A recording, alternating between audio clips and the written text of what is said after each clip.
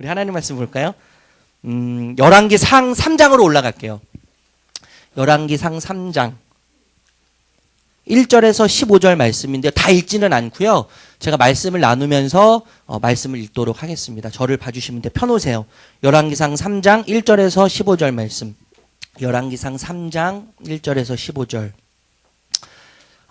우리가 여러분 지금 계속 지금 열왕기상을 묵상하고 큐티하고 계시죠? 저만 큐티하나요? 큐티하고 계시죠? 예, 열왕기를 우리가 지금 계속 보고 있는데 여러분, 열이라는 뜻은요, 줄을 잇는다는 말이에요. 줄을 잇는다. 그래서 왕들의 이야기가 줄을 이어서 지속적으로 기록되어 있는 게 열왕기상이고 열왕기하죠. 그런데 여러분, 그 열왕기에 기록된 왕들을 두 부류로 분류하면 이렇게 할 수 있을 것 같아요. 스스로 나라를 세우고 왕이 되어서 그 나라를 흥왕하게 하고 견고하게 하려는 왕들이 있어요. 스스로 나라를 세워서 스스로 왕이 되는 자들이에요. 그래서 스스로 왕이 되어서 그 나라를 스스로 견고하게 하려고 하는 자들이죠. 또 어떤 부류가 있냐면 약속에 의해서, 약속은 다른 말로 하면 명령이거든요. 명령. 약속에 의해서 왕이 되어요. 약속에 의해서 왕이 되고 그리고 그 약속에 따라서 나라를 견고하게 만들어야 하는 왕들의 이야기. 그런데 여러분,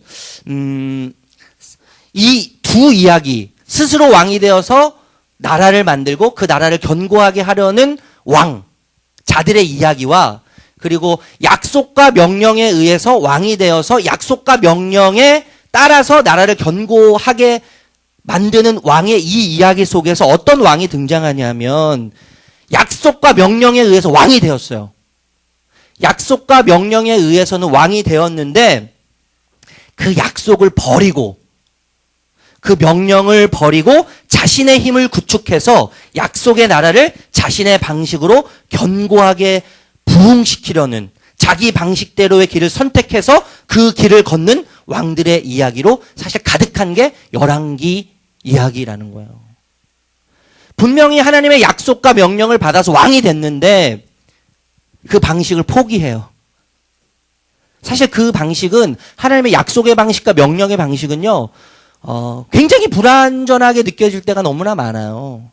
이게 진짜 맞는 것인지, 이것이 진짜 확실한 길인지, 그 약속이 진짜 나를 완전하게 보장해 줄 것인지에 대해서 의심을 갖게 하는 것이 말씀이죠.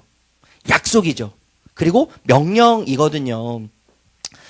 그렇게 대표적으로 길을 걸어가는 왕이 누구예요? 누구예요? 솔로몬이에요. 솔로몬. 솔로몬은 분명 하나님의 명령과 약속에 의해서 왕이 됐지만 그 약속을 버리고 그리고 자신의 방식대로 지금 나라를 견고하게 하기 위해서 지금 고군분투하고 있는 것이죠. 1절 말씀 읽어볼게요. 1절 말씀. 읽어볼게요. 시작. 솔로몬이 애굽의 왕 바로와 더불어 혼인관계를 맺어 그의 딸을 맞이하고 다윗성에 데려다가 두고 자기의 왕궁과 여호와의 성전과 예루살렘 주위의 성 공사가 끝나기를 기다리니라. 여러분, 아버지 다윗이 입이 닳도록 유언처럼 한 이야기가 있죠. 죽는 그날까지 했던 이야기가 있어요. 솔로몬을 향해서. 그 이야기가 뭐냐면 이 나라가, 이스라엘이라는 나라가 견고해지기 위해서는 하나님의 법도와 규례와 율례를 지켜 행해야지만 이 나라는 견고하게 될 것이라고 입이 닳도록 얘기했단 말이에요. 입이 닳도록 얘기했음에도 불구하고 지금 뭐예요? 1절에 애굽 왕 바로의 딸을 아내로 맞이하는 거예요. 가나안 땅에 들어갔을 때, 이스라엘 백성들이 가나안 땅에 들어갔을 때 하나님께서 요구를 하시거든요. 명령을 하신단 말이에요. 어떤 명령이냐면 외국 사람과 결혼하지 말라는 거예요. 외국 사람과 결혼하지 말라. 물론 이게 지금 이 시대에는 적용될 수 없는 이야기지만 외국 사람과 결혼하지 말라고 하는 것은 이스라엘의 정통성을 강조하기 위함이거든요. 특별히 이스라엘의 영적 정통성을 강조하기 위해서, 지키기 위해서 하나님께서 다른 민족과 결혼하지 말라고 말씀하셨어요. 여러분, 결혼한다는 건 뭐죠? 결혼이요? 제가 제 아내랑 결혼할 때 제 아내만을 받아들이는, 그 사람 존재만을 받아들이는 게 아니거든요. 결혼한다는 건 뭐예요? 그 사람이 가지고 있는 가치관도 내가 받는다는 거예요. 그리고 그가 지금까지 자라온 환경 또한 내가 받는다는 거죠. 그리고 그 여인을 내가 받는다는 것은 그의 부모님을 받는다는 거예요. 그리고 그가 자라온 모든 문화를 포함한 종교, 가치관, 생활 습관, 그가 지금까지 해왔던 아침에 일어나서 눈을 감기까지 했던 모든 생활 양식을, 생활 방식을 받아들인다는 것이 결혼이에요. 그런데 하나님께서는 이스라엘의 영적인 정통성을 지키기 위해서 이방 여인과 결혼하지 말라고 말씀하셨음에도 불구하고 솔로몬은 뭘 선택해요? 이름도 없는, 여러분 사실 성경에 이름도 기록되어 있지 않다는 것은 그렇게 중요하지 않다는 이야기거든요. 바로에 대해서는 이야기하지만 바로의 딸에 대해서는 그 이름이 뭔지에 대해서도 기록하지 않아요. 그만큼 중요하지 않다는 거거든요. 그런데 이 솔로몬이 하나님의 약속과 명령과 구례를 버리고 지금 정략 결혼을 하고 있는 거예요. 정략 결혼. 여러분 하나님께서 명령을 주신다는 거, 약속을 주신다는 거. 그래서 뭔 해라, 무엇은 어떤 것은 해도 되고 어떤 것은 하지 말아라, 이런 말씀을 주실 때 저는 사실 이런 느낌이 좀 들어요. 우리를 너무 억압하시는 거 아닌가. 우리에게 분명히 자유의지를 주셨는데 하나님께서 우리를 너무 억압하시는 거 아닌가? 무엇은 하고 무엇은 하지 말고 하라는 이 율법적인 강조와 율법적인 아주 그 일방적인 전달을 통해서 우리의 자유를 억압하시거나 제약하시는 것은 아닌가라는 느낌이 들 때가 사실 있거든요. 그러시죠? 이것까지 꼭 할 필요가 있나? 여러분 무슨 문제가 있어요? 당시에 이 나라가 견고해지기 위해서 가장 필요한 세 가지 조건이 뭐가 있었냐면 첫 번째는 말이에요. 말은 뭘 상징해요? 군사력. 두 번째가 은금이에요. 은금은 뭘 상징하죠? 경제력. 세 번째는 아내예요. 아내. 당시에 아내를 많이 둔다는 것은 왕이, 그리고 아내를 많이 둔 남자는 건강하다는 것을 상징적으로 표현했어요. 아내를 많이 둠으로.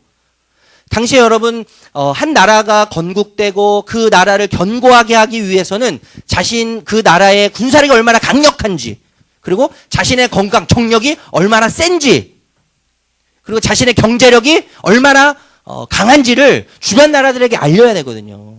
그러니까 여러분 이게 여인을 많이 두고 은금을 많이 두고 말을 많이 두는 이 이야기는 아주 정상적인 이야기예요. 아주 일반적인 이야기거든요. 그런데 하나님은 이런 명령도 하셨거든요. 왕이 많이 두지 말아야 할 세 가지. 첫 번째 뭐예요? 말. 나라가 형성되고 나라가 건국되고 그 나라가 견고해서 가지는 흥왕해질 수 있는 유일한 방법이 세 가지인데 이 세 가지에 대해서 말씀하시는 거죠. 말을 많이 두지 말아라. 두 번째 뭐예요? 예? 은금을 많이 두지 말아라. 세 번째 뭐예요? 아내를 많이 두지 말아라. 나중에 이제 솔로몬이 말을 정말 많이 두잖아요. 그리고 은금을 얼마나 많이 두냐면 길거리에 돌처럼 은금을 많이 둔다 그래요. 그리고 아내가 얼마나 많아요?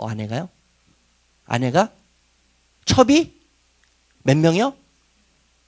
후궁이? 예? 남 얘기니까 잘 모르죠, 우리가요. 내 얘기가 아니니까 잘 모를 수 있어요. 후궁이 700명이고 첩이 300명이었어요. 도한 몇 명이었어요? 1000명. 여기 계신 남자분들이 지금 굉장히 불안한 눈빛으로, 이 솔로몬을 굉장히 불안한 눈빛으로 지금 저를 바라보고 계신데, 여러분 저는 한 명도 버겁거든요, 실은. 그렇지 않으세요? 저는 한 명도 버거워요. 저희 아내가 저보다 이제 이런 얘기하면 또 아내가 없으니까 저보다 2살 많잖아요, 누나잖아요.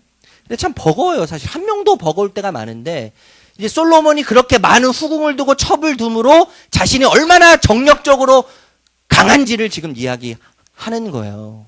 여러분 하나님께서 하지 말라, 때로는 하라 이렇게 명령을 주신 이유는 어떤 개인을 제약하거나 하나님 백성들을 제약하시기 위함이 아닌 거예요. 여러분, 얼마 전에 우리가 큐티 했을 때 하나님의 사람 기억나세요? 하나님의 사람에게 하지 말아야 할 것 3가지 또 말씀하셨잖아요. 첫 번째가 뭐예요?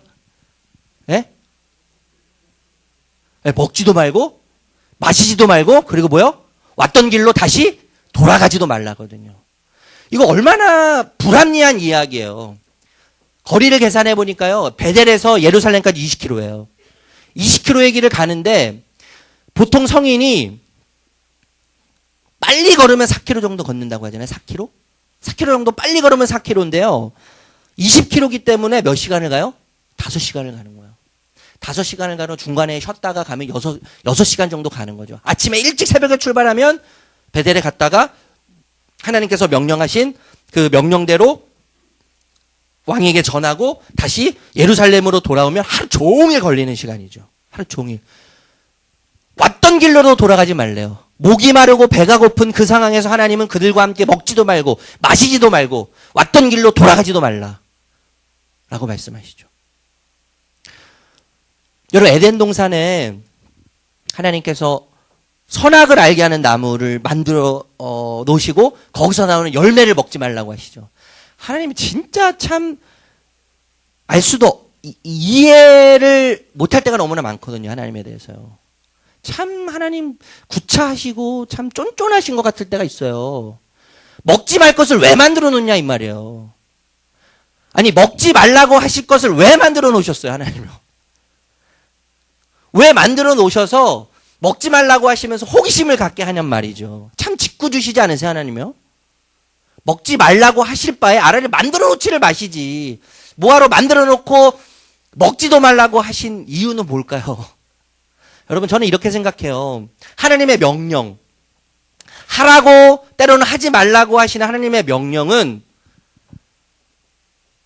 에덴 동산에서 선악을 알게 하는 나무를 보면서 저것은 먹지 말라고 하신 하나님을 기억하고 하나님의 명령을 기억함으로 선악의 기준은 하나님이심을 기억하게 되는 거죠.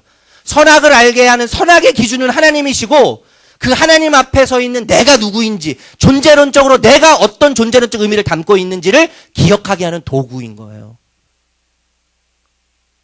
하나님께서 하라, 하지 말라고 하신 것은 그 하나님의 명령과 약속을 듣는 나로 하여금 그 약속을 하신 분과 그 약속을 받는 내가 어떤 관계에 있고 그 하나님, 명령하신 하나님 앞에서 내가 어떤 존재로 서 있는지 내 존재론적 의미를 기억하게 하는 거예요.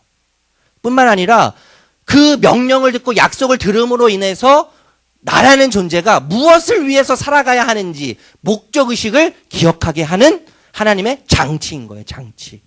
그래서 여러분, 하나님께서 우리에게 수없이 내리는 명령, 약속은 내 존재를 기억하게 해요. 내 존재.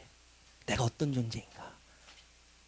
내가 어떤 존재인가. 그리고 내가 무엇을 향해서 가는 존재인가.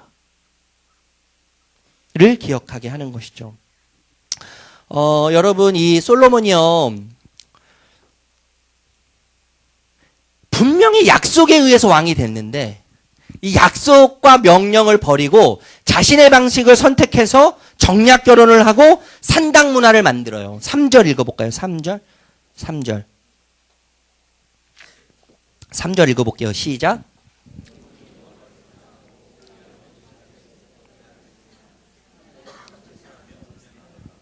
여러분, 솔로몬이요, 하나님을 사랑하지 않은 게 아니에요. 솔로몬이 하나님을 사랑했어요. 그런데 문제는 뭐였냐면 솔로몬이 하나님을 사랑했지만 하나님 외에 또 다른 것들을 사랑하기 시작했다는 거예요. 자신의 방식을 통해서, 자신의 방식으로 하나님 외에 또 다른 것들을 사랑하기 시작했다는 거예요. 하나님의 법도와 규례와 율례를 지켜 행하면서 또 다른 어떤 것을 숭배하기 시작했고 또 다른 어떤 것들을 지키기 시작했어요. 그 대표적인 게 우리가 지금 살펴보고 있는 거잖아요. 정략 결혼과 산당 문화. 가나안 땅에 들어갔을 때 외국인과 결혼하지 말아라. 그리고 산당을 모두 다 제거해라. 라고 말씀하셨지만 그럼에도 불구하고 이스라엘 백성들은 그 산당을 어떻게 했어요? 그냥 놔뒀어요. 일부만 파괴하고 놔뒀단 말이죠. 적당히 대충 어느 정도만 파괴하고 어느 정도는 그냥 그대로 유지했어요. 그리고 그것에서 뭐 했어요? 하나님께 제사 드리기 시작했어요. 여러분, 당신은 성전이 건축되지 않았기 때문에 산당에서 제사 드리는 것이 어느 정도 이해는 돼요. 이해는 돼요. 그런데 여러분, 잘 생각해 보세요. 남편이 다른 여자와 잠을 자면서요, 아내를 사랑하는 마음으로 그 여자와 잤다고 한다면 이게 말이 되는 이야기예요? 이게 말이 되는 이야기예요? 남편이 아무리 아내를 사랑하는 마음으로 다른 여자와 잤다고 해도 그것은 불륜이죠, 불륜. 산에 있는 절에 가서 하나님을 예배한다는 마음으로 불상 앞에서 절을 한다면 그것은 뭐예요? 하나님을 예배하는 게 아니죠. 그것은 불상을 예배하는 거에 불과한 거예요. 여러분, 산당에서 아무리 하나님을 예배하고 하나님을 예배할 성전이 없었기 때문에 산당에서 제사한다고 아무리 이야기해도 정당화될 수 없는 거예요. 하나님을 사랑하면서 하나님 외에 다른 것을 하나님처럼 사랑하는 일에 대해서 우리는 정당화될 수 없는 것이죠. 여러분, 사랑에도 격이 있잖아요. 격. 사랑에도 수준이 있는 거예요. 그 사랑의 수준을 넘어가고 그 사랑의 격을 넘어가는 순간 그 사랑은 뭐예요? 불륜이에요. 불륜.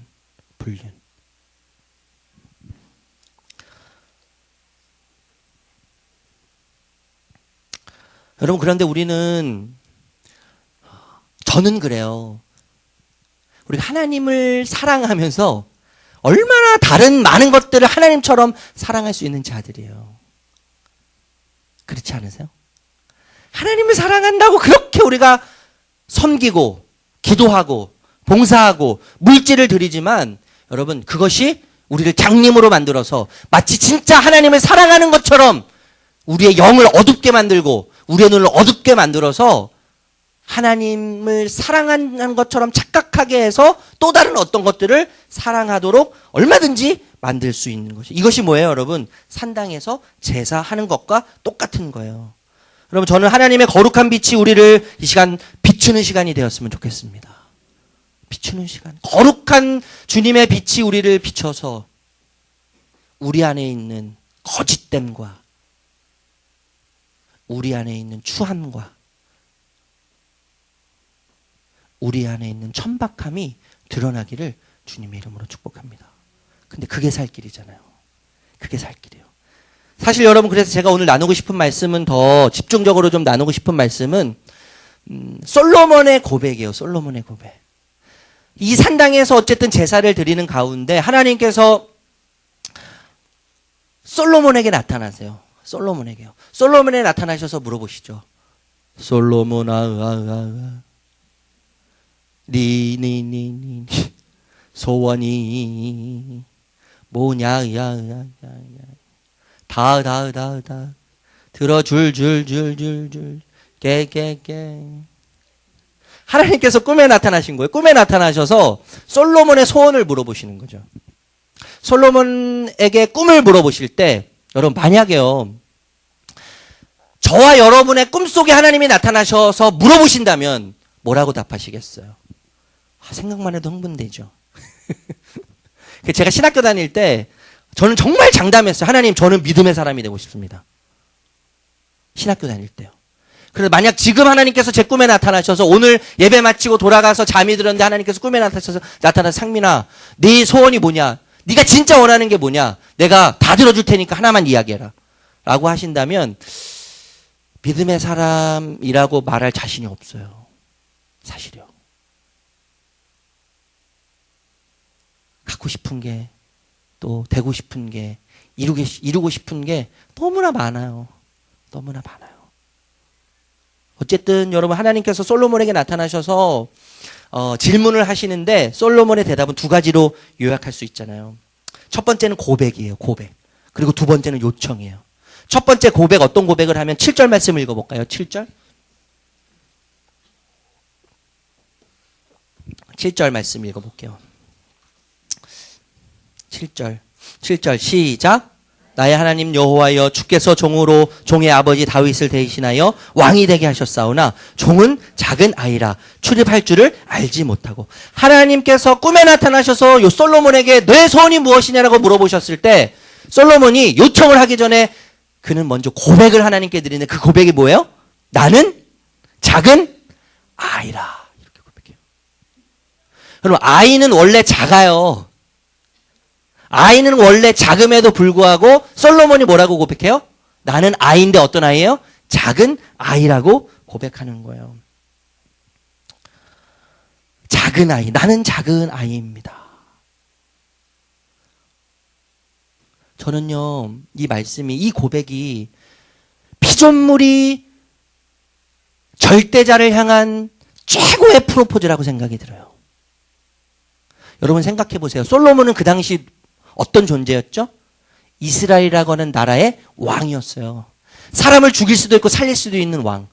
자기가 하고 싶은 모든 것들을 명령만 하면 그대로 이루어지게 할 수 있는 권력과 힘을 가지고 있는 왕이에요. 이 땅의 왕. 그런데 이 땅의 왕이 이 땅을 창조하신 진짜 왕 앞에서 하는 고백. 이 땅의 왕이 이 땅을 창조한 왕 앞에서 하는 고백이 나는 작은 아이입니다. 이 말이에요. 피조물이 절대자에게 할 수 있는 최고의 프로포즈죠. 프로포즈. 저는 결혼을 할 때 프로포즈를 하지 못했어요.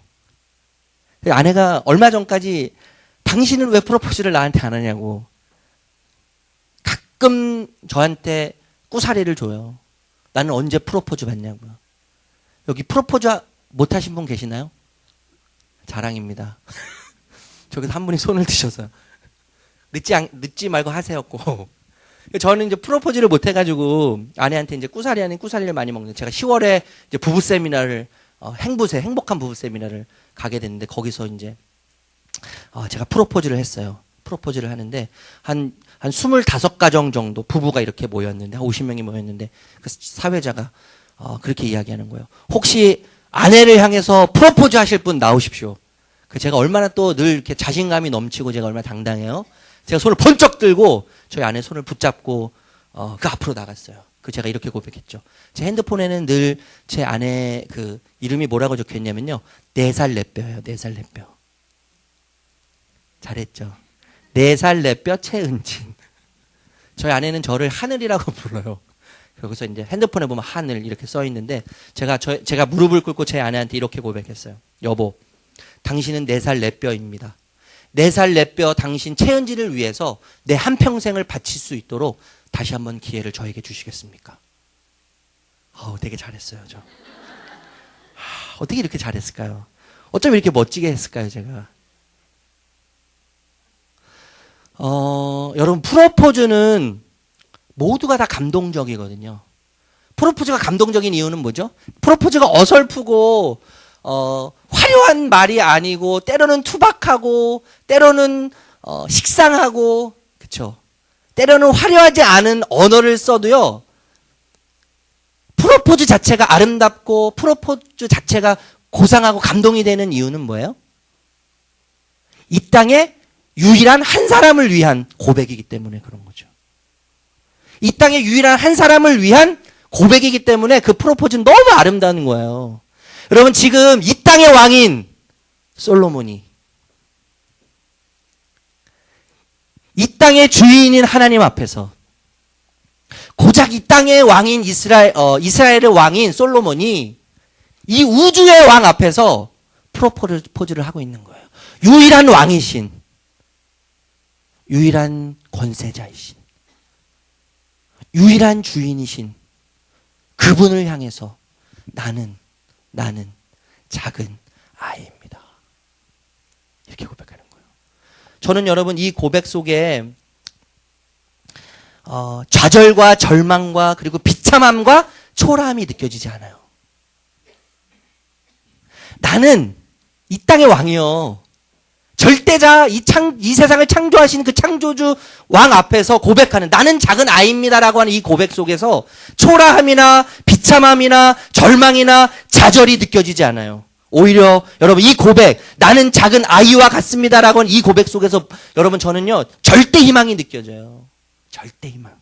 그리고 생명이 느껴져요. 빛과 환희가 느껴져요. 비록 아이밖에 안 되는, 그것도 작은 아이와 같은 아주 초라하고 아무것도 할 수 없는 무능력한 존재이지만 유일하신 하나님을 향한 아름다운 프로포즈, 그분을 향한 유일한 고백, 저는 작은 아이입니다 라는 이 고백. 여러분, 하나님, 지난주에 담임 목사님 이런 목자 수련회 때 이런 말씀 하셨거든요. 하나님을 아는 것만큼 내 선택은 달라지고 내 삶이 달라진다. 참 저는 아멘이 돼요. 이 말씀이요.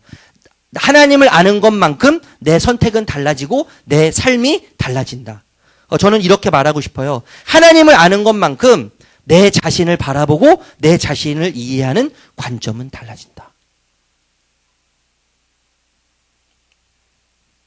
여러분, 상처 없는 사람은 없어요. 아픔 없는 사람은 없어요. 고통이 없는 사람은 아무도 없어요. 그런데 하나님을 알면 알수록 나에게 주어지는 고통의 이야기는 달라지는 거예요. 하나님을 알면 알수록 나에게 주어진 상처는 다른 이야기가 될 수 있는 거죠. 하나님을 알면 알수록 내 고난의 이야기는 완전히 다른 이야기가 될 수 있는 거예요. 여러분, 예수님께서 이 땅에 오신 목적은 십자가를 지시기 위함이 아니죠. 잘 들으셔야 돼요, 여러분. 예수님께서 이 땅에 오신 목적은 십자가를 지시기 위함이 아니에요. 예수님의 최종 목적은 부활이에요, 부활. 십자가는 과정이에요, 과정. 부활하시기 위한 과정에 불과한 거예요. 이미 예수님은 십자가를 통과하시고 부활하셨어요. 여러분, 우리 개신교의 십자가는 예수님이 달려있지 않아요. 우리는 부활하신 예수님 믿기 때문에요. 근데 천주교 십자가는 예수님이 달려있어요, 십자가요. 우리 개신교가 믿는 예수님은 십자가에서 못 박혀서 돌아가셨다가 부활하신 분이기 때문에 우리는 그 부활하신 예수님을 믿죠. 여러분, 예수님께서 십자가에 못 박히실 때 우리의 상처를 못 박으셨잖아요. 아멘? 우리의 슬픔을 못 박으셨잖아요. 우리의 절망과 좌절을 십자가에 못 박으셨잖아요. 근데 우리는 여전히 그 절망 속에서 헤어나오지 못하고 있어요. 우리는 그 상처 속에서 아직까지 이미 예수님 부활하셨는데 아직도 우리는 그 예수님 십자가에 못 박아놓고 그 못 박히신 예수님만 주구장창 얼마나 찾을 때가 많아요. 예수님은 십자가를 통과하셨어요. 십자가에 머물러 계시지 않으세요. 죽은 채로 십자가에 계시지 않으세요. 십자가를 통과하셔서 부활하셨어요. 그렇기 때문에 여러분, 우리의 상처, 우리의 아픔, 우리의 고난, 우리의 모든 고통, 우리의 모든 두려움과 우리의 모든 절망이 이미 십자가에 못 박혀졌기 때문에, 그리고 그 십자가 못 박힌 주님이 부활하심으로 인하여서 우리는 뭐예요? 모든 상처로부터 이미 십자가를 통해서 예수님은 자유를 선포하셨죠. 모든 매임과 묶임으로부터 예수님은 십자가를 통해서 우리에게 자유를 선포하신 거예요. 경제적 어려움으로부터 예수 그리스도는 십자가를 통해서 우리에게 이미 자유를 선포하신 거예요. 아멘? 여러분, 이게 너무나 중요해요. 이게 복음이에요, 여러분. 이게 복음이에요. 우리가 상처에 아직까지 매여 있고, 우리 슬픔에 매여 있고, 우리 두려움에 매여 있고, 걱정과 염려와 불안에 매여서 있을 때 예수님은 이미 그것을 통과하셔서 이미 부활하셨다는 거. 이게 여러분 복음이라는 거. 여러분 잊지 않으셨으면 좋겠어요. 그래서 여러분 십자가는 두 가지를 의미하잖아요. 십자가는요, 예수님께서 십자가에 못 박혀서 죽으실 만큼 우리는 그렇게 형편없는 자들이에요. 예수님께서, 하나님이신 예수님께서 십자가에 못 박혀서 죽으실 만큼 우리는 그렇게 비참하고 형편없는 사람이지만, 또 다른 관점에서 보면 예수님께서 우리를 위해서 십자가에서 달려서 죽으실 만큼 우리는 존귀한 자들이죠. 그만큼 우리는 보배로운 자들이에요. 예수의 생명을 대신할 만큼 우리는 아름다운 존재들인 거예요. 그게 십자가의 이야기고 복음의 이야기죠. 여러분, 솔로몬이 정말 이 아름다운 프로포즈, 너무 아름다운 프로포즈 아니에요? 그런데 이 프로포즈의 정신을 점점 잃어가죠. 자기의 방식으로 나라가 견고해지고 나라가 부흥되는 길을 선택한단 말이에요. 거기서부터 이제 문제가 시작되는 건데, 어쨌든 하나님께서 꿈에 나타나셔서 솔로몬을 향해서 내 소원이 무엇이냐라고 물어보실 때 솔로몬이 두 가지를 요청했어요. 한마디로 말하면 지혜로 요약할 수 있지만, 첫 번째는 어떤 지혜예요? 듣는 지혜죠. 그리고 두 번째는 뭐예요? 분별하는 지혜예요. 듣는 지혜와 분별하는 지혜를 구할 때 하나님께서 뭐라고 말씀하세요? 내 마음에 좋게 여겨진다, 이렇게 이야기하시죠. 내 마음에 좋게 여겨진다. 너가 구하는 것을 보니 내 마음이 좋게 여겨진다. 그러면서 여러분 13절이에요. 13절. 13절. 13절 읽어볼게요. 시작. 또 내가 구하지 아니한 영광도 내게 주노니 내 평생의 왕들 중에 너와 같을 자가 없으리라. 지혜를 구한 솔로몬에게 지혜를 주셨을 뿐만 아니라 뭐도 주세요? 부귀와 영광도 주시는 하나님이시죠. 제가 시간이 없으니까 그냥 결론적으로 바로 이야기하면, 여러분, 하나님은 더하시는 하나님이시죠. 하나님은 더하시는 하나님이세요. 하나님은요, 하나님을 위해서 일하는 자들을 위해 일하시는 분이시죠. 하나님을 위해 일하는 자들을 위해서 하나님은 일하시는 분이에요.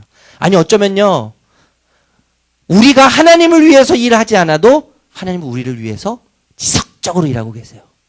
지속적으로 일하고 계세요. 예수님 이런 말씀하셨어요. 너희는 먼저 그의 나라와 그의 의를 구하라. 그리하면 이 모든 것은 뭐예요? 먹는 거, 마시는 거, 입는 거, 자는 거, 너에게 필요한 모든 것을 더하시겠다고 약속하셨어요. 약속하셨대요. 제가 여러분 말씀 시작할 때 말씀드렸잖아요. 약속은 뭐라고요? 약속, 명령은요? 내 존재의식을 잡아주는 장치와 같은 거라고 했잖아요. 내 존재, 내 목적, 우리의 목적은 먹고 마시는 것이 아니라 하나님을 위해서, 하나님의 영광을 위해서 사는 자들인데, 우리가 하나님을 위해서 살면 그 하나님은 우리를 위해서 사신다고 약속하고 계시는 거예요. 제가 여러분 요즘에 고민하는 것 중에 하나가 뭐냐면, 현실을 판단하는 내 판단이 옳은가 아니면 말씀이 옳은가, 이거예요. 제가 얼마 전에 글을 읽다가 이런 글을 읽었어요. 적용 없는 설교는 설교하지 않은 거다. 적용 없는 설교는 설교하지 않은 거다. 여러분, 우리가 큐티를 하는데, 매일 큐티를 하는데요, 적용하지 않는 큐티는 큐티하지 않은 거예요. 적용하지 않은 큐티는 큐티하는 거예요. 제가 오늘도 설교를 하고 새벽마다 설교를 하지만, 설교할 게가 많이 있지만, 제가 말씀대로 살지 않으면 저는 설교하지 않은 거죠. 말씀대로 적용하지 않으면 저는 설교하지 않은 거랑 똑같은 거예요. 제가 이 말씀을 딱 부딪혔을 때, 너희는 먼저 그의 나라와 그의 의를 구하라. 그러면 이 모든 것을 더해 주시겠다고 하는 하나님의 약속. 그런데 하나님의 나라를 구하면 손해볼 것 같은 때가 너무나 많아요. 현실과 약속 사이에서, 현실과 말씀 사이에서 말씀을 따라가면 손해볼 것 같고, 현실을 선택하면 잘 선택할 것 같이 느껴지는 상황들이 너무나 많다는 거죠. 그런데 여러분, 우리는 확실히 아는 것이 있는데 그것은 뭐예요? 말씀이 진리라는 거잖아요. 그 싸움이 필요한 거예요. 싸움이 필요해요. 내가 옳은가? 말씀이 옳은가? 내가 진리인가? 말씀이 진리인가? 현실에 대한 내 판단이 옳은가? 아니면 그 현실을 부정하는 것 같은 하나님의 말씀일지라도 그 말씀이 옳은가?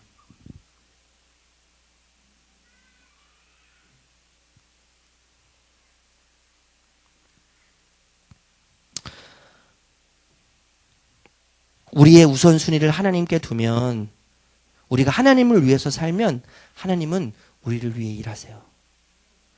하나님은 절대 손해보지 않는 분이시죠. 하나님을 위해서 사는 자들을 향해서 손해보지 않는 삶의 방식을 살게 하세요. 손해보지 않는 길로 하나님을 위해서 사는 자들을 이끌어 가세요, 여러분. 말씀을 정리하도록 할게요. 약속, 명령에 의해 왕이 된 솔로몬. 그런데 그 약속을 버리고 자신의 힘을 구축하여 약속의 나라를 자신의 방식으로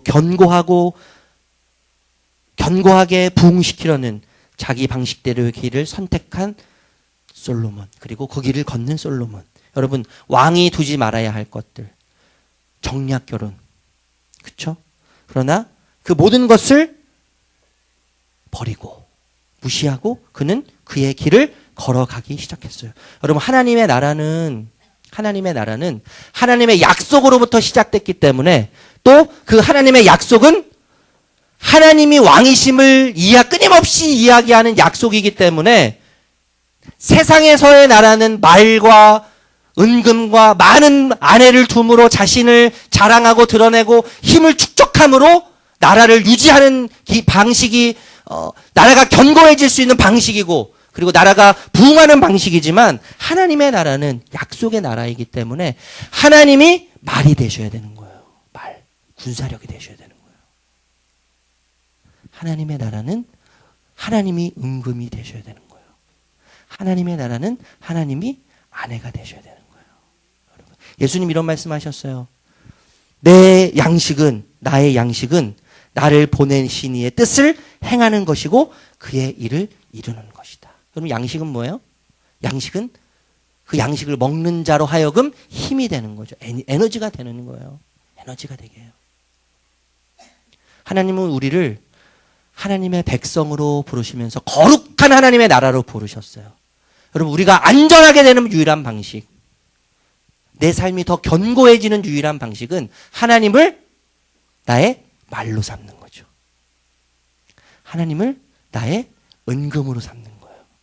그리고 하나님을 나의 아내로 삼는 거예요. 그래서 그 약속을 따라 걸어갈 때, 그 약속을 붙잡고 걸어갈 때 우리의 삶은 견고해지는 거고 우리의 삶은 안전하게 될 줄로 믿습니다. 아멘. 우리 함께 찬양하고 기도하도록 할게요.